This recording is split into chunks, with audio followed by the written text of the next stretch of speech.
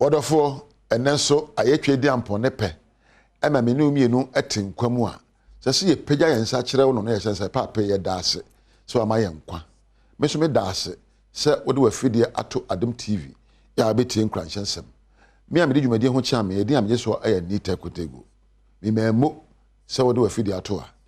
Me koso a me no adi nkomo afa nyoma obeya a. Yebetumi aka say abrabo eso ani. Ade to so me no abeya ne say accept the reality of your current circumstance and if possible change it. Sese ansana obekwa ko animu no. Sese ubu komposho abrabo mu wonne ye wo kasa na bisa ho se nyoma me ye ebe kenya me akomanim. Empo sese ogitum se nyoma be ho a wo ya ena eka wo hye. Adwene bi wo a wo dwene a ena eka wo hye. Empo nyonko bo ha nam ena eka wo hye. If you deny the things you have to do for yourself, you only end up becoming a photocopy of others. Ye mebre eno nyankopon ebo ye soronko. E de soronko so ban hye mu. Eno nti na won seme me so me nsa wo no. Na ye nyina ye pre aye ni obi ayo photocopy. Ni obi kan ye ena yesu aka. Di obi hye ye ena yesu ahye. Di obi yo ye ena ye nyina yesu ayo. Ye ankasa ye ni subani ya betima fa se me nie. Me se na metie. Ena wotie bisa se wo ye hwan a beba wo kunu ana ye din ana beba baby a ofre din ye baby a ofre minim se wo nipa na wo ye hwan. Who are you ya no? Me will be some say who am I? Make say I am strong, I am bold, I motivate others. Me wa kuduro wa wodin na me hyenkrofo nkwan subani a maka afa me ho no en na kire nipa me ye wonya Mrs. na wonya Mr. Suban a edawa akoma proso a wota ka kyerɛ ho sɛ wo ye no eno na wo ye tine de adwuma me de hye wo nsa ne sɛ bomodin ana bukompo na hwɛ nipa ya wo yo hwɛ nipa ya wo ye ewo mu na ne a wo ye wo mu no obada na di.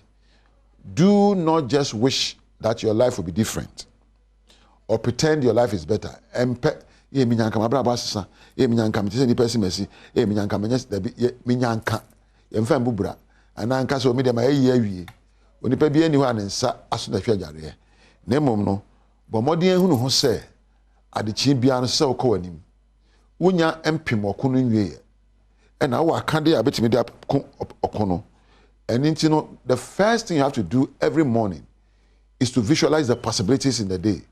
Ese ubie wani hwe nyoma abekoyi abrabomu enkada se enede mebre enkada se enye yie penyoma abetimi akenya wo se empo ebeye possible.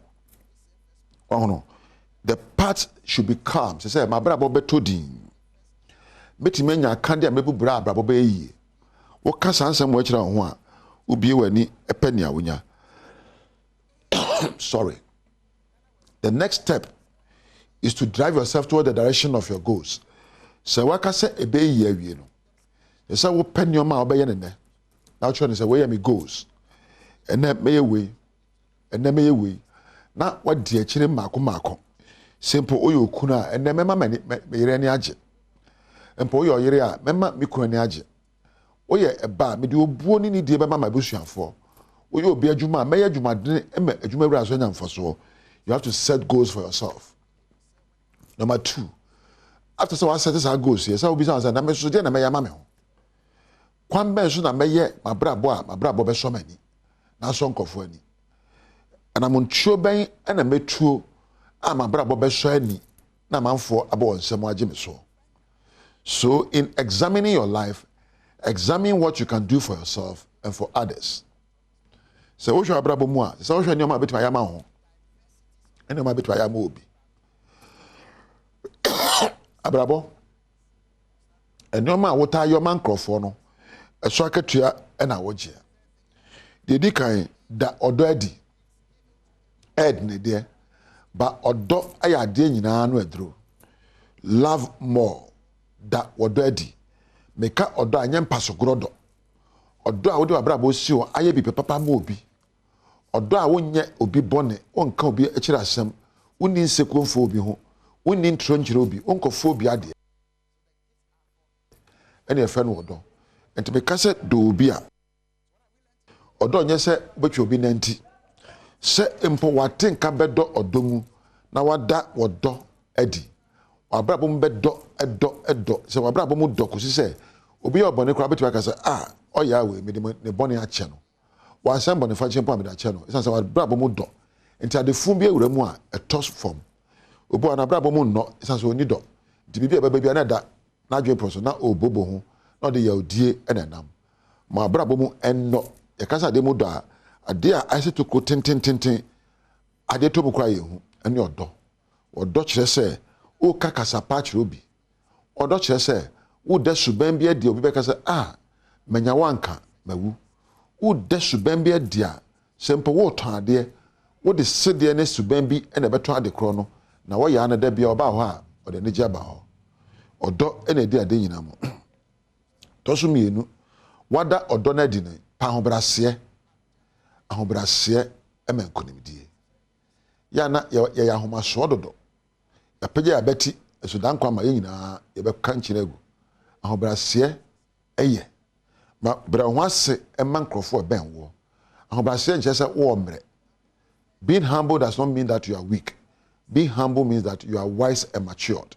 So wo bra ho ase a wo pe mre eto obo epe asem anu yie e de abotre enyoma wo ye na ma opagya abeti a obi ekra ntofo ahobrase agi afutuo ambrase emo sompa na ahobrase edi obuo enenam ya brabo aye boy ya se nkwada ne mu ade na nkwada ne be da ebu ade ya ye nkyere ma ahobrase enyina so eye nige da wakoma mu sempo obi oni ahobrase bia na oni anige obi oni ndaso bia oni anige pendaso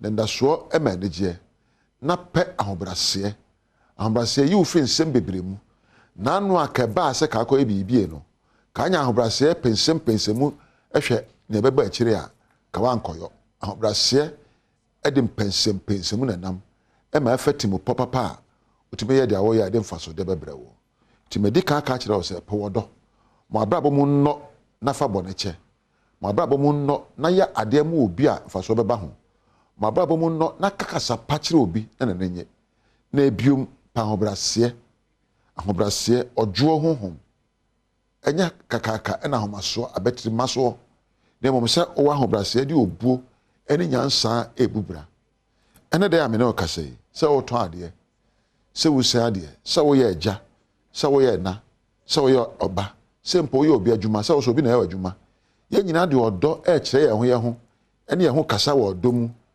ye da odo de a kire ye ho a ye mfa woni tan ene empo pese ngunya nante a ya bra bobesi ye na ebiom se ye nyina wa ahobrase ene obuo ene pepepe yo ene empo ye de pepepe yo ede nyansa etona montu a kanya ne se bebre obre de beba na suba beda na die ene bama obre no ayemre amawo abusua meja ha ene wo pia ka kire obi se wodo no da wodo de kire obi na da suba bia die ne ba ka papa we em se wodo de mame ana ba we wodo mame na fe nya empo ahobrase o kakai nya ahobrase ono mmekasa ene on kasa ahobrase mu obi a ne adwuma ne nkasa ahobrase mu ahobrase chese nyese obeye bote nyese waye bote ne momo kasa no ne ye kire se wo hojo